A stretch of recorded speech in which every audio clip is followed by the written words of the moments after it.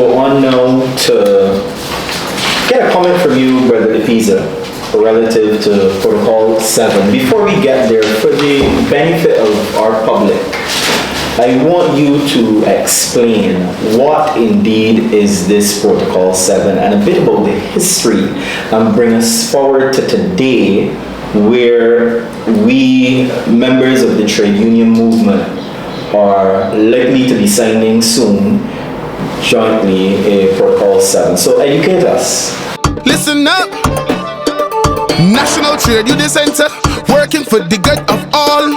National Trade Union Center, go where you know we got control. We working with CTUSAB, working together for the good of all. We working with CTUSAB, we working together for the good of all. I'm going to engage you with the statement I'm going to read, just for in context, include all our human facts.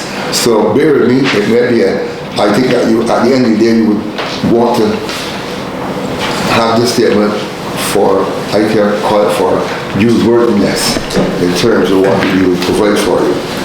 But suffice all that to say, I want to make the point that the effort to have a new protocol in place to replace that outdated Protocol 6, which was signed back in 2011, is one that this Congress supports.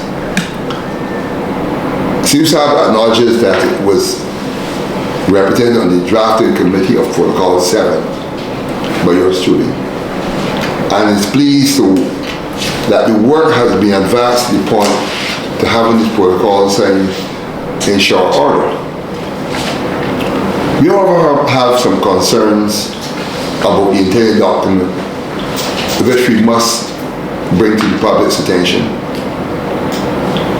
After almost 30 years of its existence, it would appear that the Congress of Trade Union and Staff Associations of Barbados is still contending with the issue of recognition on the part of the government of Barbados. This specifically relates to its status as the National Trade Union Center. The issue is that whereas a trade union engages in relations with the employer, the National Center represents the broader interests of the collective body of the member trade union organizations. This is what defines a union from a National Trade Union Center. So we're not there to represent a parochial level interest. It is beyond that. And it seems that this is lost, apparently, by the government of Barbados. Based on what has been proposed with the structure of the governance of the social partnership, CTUSAB concludes that the effort remains afoot to alter the accepted tripartite arrangement, which has been the foundation of the social partnership.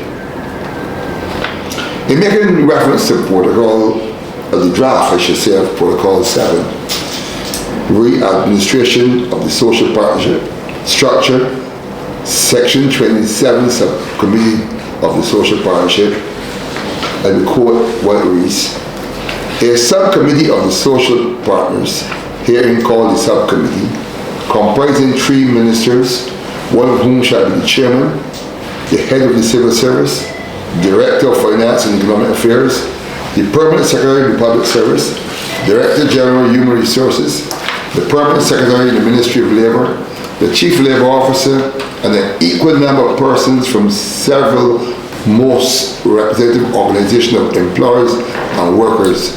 It is hereby established to be the first line in the consultation regarding all aspects of the implementation of this protocol, end of quote.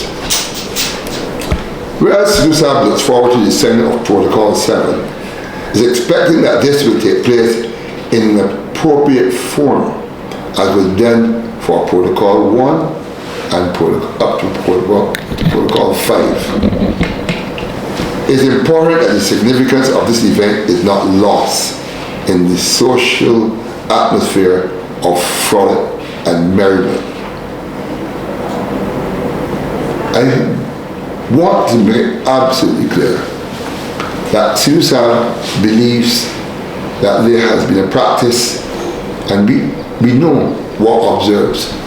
Government signs agreements, memorandum of understanding with agencies, whether local, regional, or national, international bodies, other governments, and they do this in a dignified manner in the walls of government headquarters or in the appropriate setting.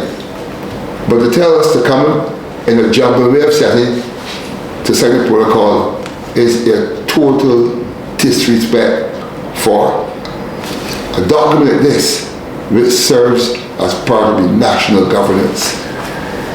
It cannot be treated like a fact, and we would not want to see that this is where that the government would want to take us, as they did 1 year to go to Brown Beach in the party setting, that they want to take us up in the Garden of Eden to jump and wave and to sign a document. Totally unacceptable. And we've communicated this by way of letter to the government of Barbados through the Minister of Labour, Social Security and the third sector, and copy to the Honourable Prime Minister, head of the Social Partnership of Barbados. Our attendance at the annual Labour Congress, or conference I should say, in Geneva, has been an issue. When I say ours, the National Centre of Barbados. CTUSAB has been faced with the experience from time to time of having to, as I said before, justify its existence as a national treatment centre. It has been but an insult to the Congress, which has been forced to be more or less by this government to keep putting this on the issue, because we know that the ILO, by virtue of how it communicates and relates to CTUSAB, accepts it as the Trade Union National Centre of Barbados. CTUSAB, as a member of Public Service International, also embraces it.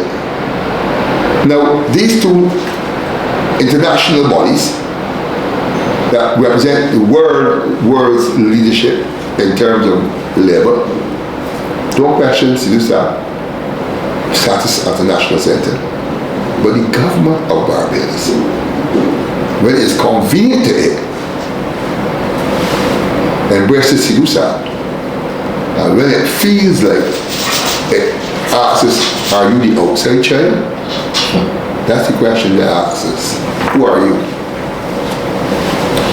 Moreover, it's but an insult that it constantly has to suffer the indignation of being relegated from its position as the National Treatment Centre on the basis of government's perception of what it deemed as the most representative labour organisation. This is an injustice that certainly cannot stand up to any rigorous scrutiny that addresses the application of fairness. CTUSAB doesn't have to defend itself as the most representative organisation. It has 9 trade unions and staff associations on its umbrella. And a national centre represents labour organisations, accredited trade union and staff associations. It's not about whether you got workers working in the tourism sector or in employing the CBC, or you represent some that chalk him up on the tree. It's not about that. But some persons want to put it that way so that they can cover whoever they want under the umbrella. But we are not about begging. We stand on principle and what the accepted international arrangements associate with us as a national centre in the labour environment. Since the year 2012, this problem has persisted when the Barbados Workers Union withdrew from the Congress. And we've had to endure this thing consistently since then. The marginalisation and disrespect. I want to again reaffirm that CTUSAB is supportive of the rollout of Protocol 7. And we want to publicly state our commitment to the social partnership. But we always want to maintain that this has to be underpinned by the fact that there's a level playing field and that there's a commitment to the observance of tripartism and that the Congress status is not diminished as a national trade union center. It's distressing that CTUSAB has to continue to wage this public war, really, based on the announcements it has to make, how it has been treated by successive governments. I know I said by successive governments, because we are not here throwing stones at any individual government. But primarily, the fact stands out that the current administration has sought to promote an individual trade union as the most representative level over a national centre. That is the distasteful part about it. A government that knows better, that prides itself on integrity, prides itself on doing what is right. Yes, tamping the table, this is right. Shouting loud. People who beat the chest. But again, the statement of the cliche going out there is, when your principles collide, they got to do something about it. And they believe that it's about telling that the public of Barbados, tell the government, this is not fair, it is not right, it is not just. And particularly the workers of Barbados, they need to stand up.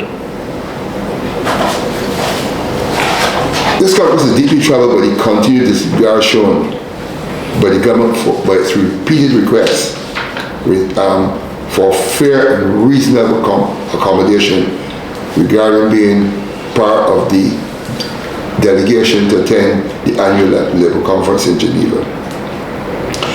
The ongoing refusal to recognize CTUSAB's rightful place at this critical global forum raises serious concerns about the government's commitment to tripartite engagement and the principles of inclusive social dialogue. What we are saying here, the government has the right to choose the delegation. That's the government's right. CTUSAB has asked for a reasonable position to be placed and considered by government. You have a Labour delegate and you have a Labour advisor. If the government has a soft spot for a trade union and it can only be the Barbados Workers Union, we can tell you don't carry the Barbados Workers Union. You can carry them as the delegate or you can carry them as the advisor. You can carry CTUSAB as the delegate or you can carry CTUSAB as the advisor. Or you can alternate the positions on an annual basis, and even that the government has not found favour with. So it has to tell us that there's got to be more in the mortar than in the pestle. That's what it seems. Here the government has advocated for an arrangement that allows both CTUSAB and this role is interchangeable role to happen. And I said to you that we found that there is a pushback against it, but we pressed on. It is both therefore perplexing and disheartening that the government has taken a rigid and inclusive stance, effectively silencing CTUSAB and its full participation at the ILC. This decision, in our opinion, undermines the spirit of fair representation and weakens the collective voice of Barbadian workers in critical international decisions on labour rights, employment policy and social protection. CTUSAB maintains that the government's persistent refusal to accommodate its reasonable request is not only an affront to the organisation, but a disservice to the labour movement and the wider working population. The annual Labour Conference provides a platform for Barbados to engage with global standards, policy frameworks, and best practices. By restricting CTUSAB's role, the government is effectively diminishing the country's ability to benefit from a diverse and well-rounded representation of workers' interests. I'd like to use this opportunity to say that CTUSAB calls on the government of Barbados to reconsider its position in the interest of fairness, good governance, and the promotion of a truly representative industrial relations system. The organization remains committed to fostering constructive dialogue and urges the government to uphold its obligations to tripartism as enshrined in the International Labour Conventions. Okay, thank you, Comrade Dennis de Peiza, General Secretary, Brother Ryan, President of the Congress, and certainly our partners in the media. We've used this occasion to give our own statement following the budgetary statement made in Parliament this week, and certainly CTUSAB's position as it relates to the drafting of Protocol 7. Listen up! National Trade Union Center, working for the good of all. National Trade Union Center, don't worry, you know we got control. We working with CTUSAB.